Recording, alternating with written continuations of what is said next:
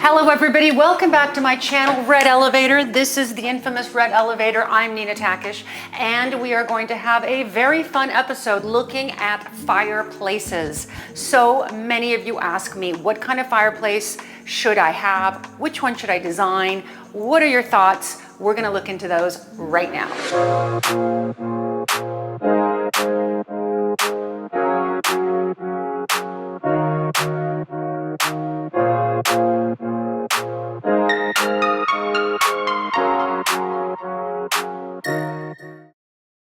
Today, since many of you ask me, I am wearing a handkerchief dress, and I call it handkerchief because of the way that it's constructed by a brand called Oasis. Now, this I bought in London on a trip a while ago, so it doesn't exist, but I am going to link handkerchief dresses for you that are very similar to this because I really think that they're easy to wear, easy to pack, and easy to travel with.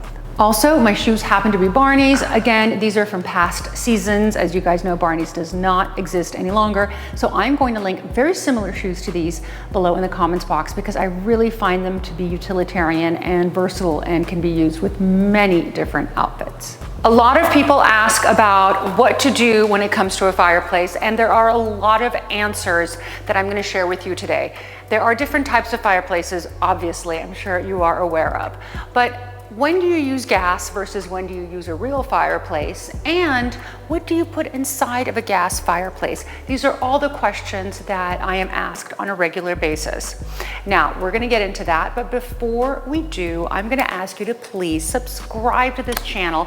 Your subscription to this channel is hugely helpful, so I do appreciate that. And if you can give this video a thumbs up, that would be phenomenal. Just a quick note on fireplaces. They can come either with real wood burning fireplaces or they can come with gas fireplaces. Both can have logs. One would be real, one would be faux, and have the same effect. However, you need to check with your own city and your own state as to what fireplaces are available in your area that are to code. In California, I know you cannot build new construction with real fireplaces with real wood. So whatever the codes are, you must adhere to them. I personally love real wood, but I don't like the fact that I have to clean the fireplace regularly and the fact that some of the smoke does come into the house and can stain some of your furniture. So there are advantages and disadvantages to real versus faux.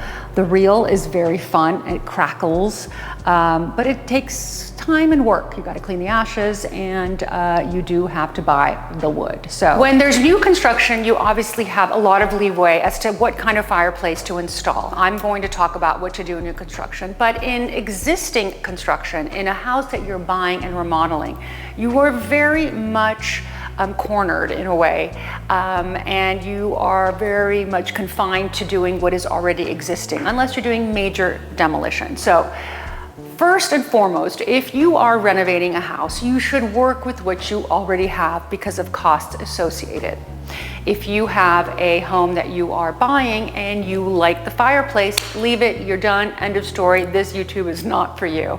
But if you would like to update this fireplace, I recommend that you get it completely checked out, which is an additional inspection. Your regular inspection when you buy a new home does not include the fireplace fluting, which typically 9 times out of 10 is faulty. So I always recommend spending the additional, I think, $500 or so to get that chimney tested. Now that you know that your chimney is safe and sound and you would like to use it in your new renovated home and you'd like to renovate, we're going to talk about the different styles of fireplaces that there are and what you can do with them.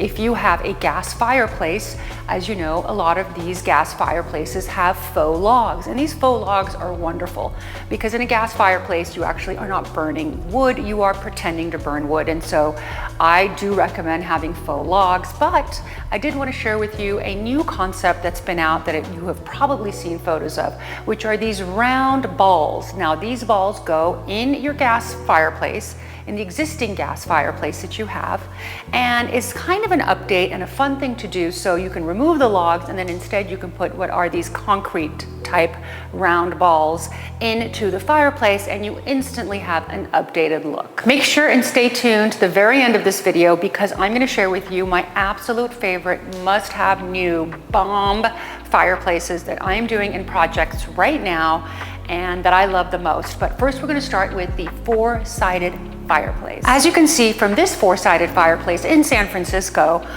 it is remarkable. It is very modern, and this is something that you can do if you have, of course, new construction or if you're doing a deep remodel. If you like the warmth of a fireplace but have incredible views, as this particular house does in San Francisco, you do not want to obstruct your views, and this is the perfect way to have a four-sided glass fireplace. It is jaw-dropping.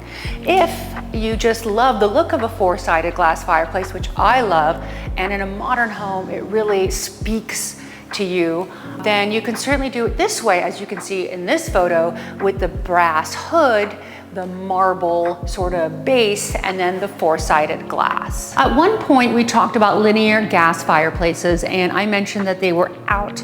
Now, again, everything that I mentioned is a suggestion. There's no hard line. It's my opinion, not to be taken personally. So the linear fireplace, in my opinion, is a little bit dated. However, I wanted to share with you guys a new way that people are using these linear fireplaces, and they look remarkable when they are no longer in floor-to-ceiling marble, but instead they are in drywall. Look at this particular photo where you see this gentleman walking, and it is really fantastic because you have 20, 30-foot ceilings in this photography, and you've got this fireplace that is very minimal and linear, and it just looks phenomenal. A very big trend right now, for multiple reasons, are these fake fireplaces, which are great for small spaces. For those of you who live in Europe, or in other places where you've got limited space, such as in Japan or a plethora of other countries where you don't have access to a lot of space and you need and want a fireplace. Faux fireplaces are the rage, and they can look really, really great. Take a look at this fireplace. This is by Solaris. It's a fireplace by Heat&Glo, and we are going to link this one in the box below, in the comments box, so that you can actually potentially use this product. But this is a very art-like, sculptural-like fireplace. So this is art and heat in one. If you have a bedroom similar to this photograph and you would like a fireplace, you can certainly install something like this. It is faux in the sense that you don't have actual fire flames coming at you, but you do have heat, and so it really is a beautiful sort of functional art piece, and you need to install it at eye level, and it looks, in my opinion, really cool. Something else people are doing for those fireplaces that will never work, can't work, or are too costly to fix, I wanted to share with you, is the sort of faux candle flame. So if you've got a fireplace that you do not want to repair because it is just too costly to do so, or you just don't like the idea of even building one and want a fireplace, you can just put a faux fireplace that looks just like this one. I mean, it looks as if it came from an old house, and you could even buy it at a vintage or antique store, at a flea market, and then you could put candles in it. So this is a really fun way to do it. Now, be careful. Also with candles, I don't like to promote candles in fireplaces because they could be very dangerous. So I would put the LED candles, meaning the faux candles.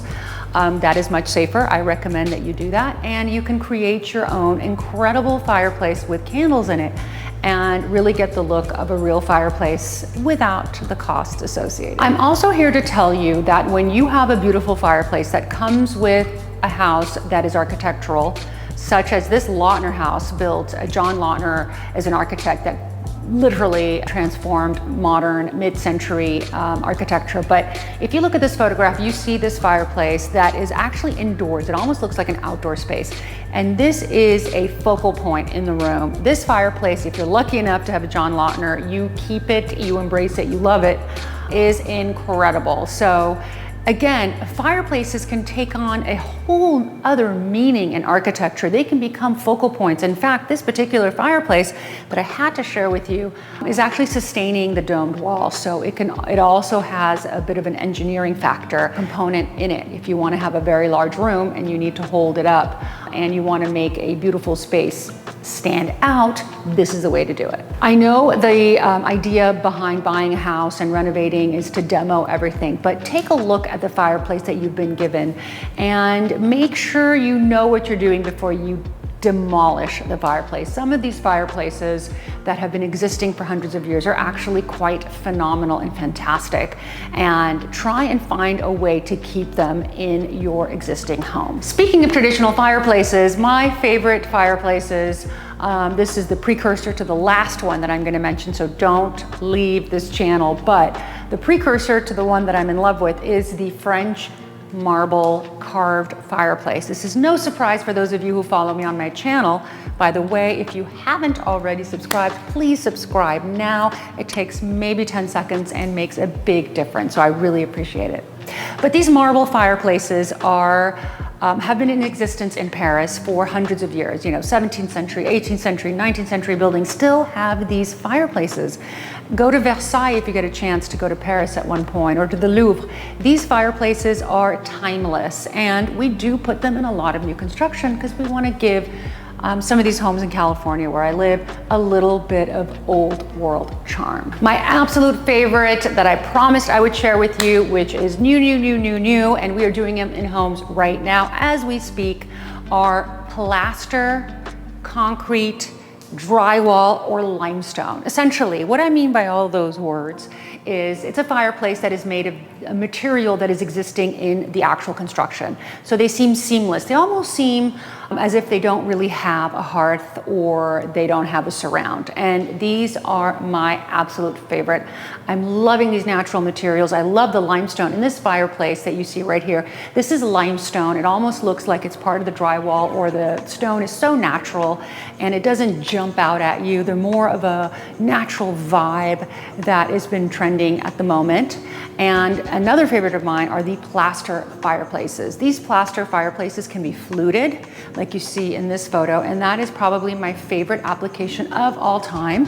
When it comes to fluting, you need to find a master plasterer who knows how to use plaster. It's an art, it's a craft. So if you have a master fireplace person, you are in luck because you can recreate this. And if you don't have someone who's great with plaster, smooth plaster is also a great way. As you can see in this last photo, we've got this beautiful smooth plaster, very modern, very clean, square-edged, 90-degree fireplace, which I also think looks absolutely phenomenal. Less is more in these cases, and I highly recommend doing this. Just so you guys know, there wasn't a single retake in this entire episode. I spoke from beginning to end. We didn't have to do take two at all, ever, until the very ending when I screwed it up. Oops, bad word, sorry. I would like to thank all of you for joining me today on this very exciting episode of The Red Elevator. I would like to know, for the very next episode, actually 2 episodes from now, we are going to do a Q&A, which is going to be very, very fun. I want to answer your questions on YouTube, on The Red Elevator. I will film it, therefore I need you to ask me your questions below in the question section. What questions do you want answered? I'm going to pick the top 5 or 7 questions that you guys ask me, and I will answer them for you on The Red Elevator, which I think will be really, really fun. But thank you again for joining me today. I love all of you guys, your comments, I read them all. I appreciate the love, and I can't wait to see you guys again here next week on The Red Elevator. Have a good one.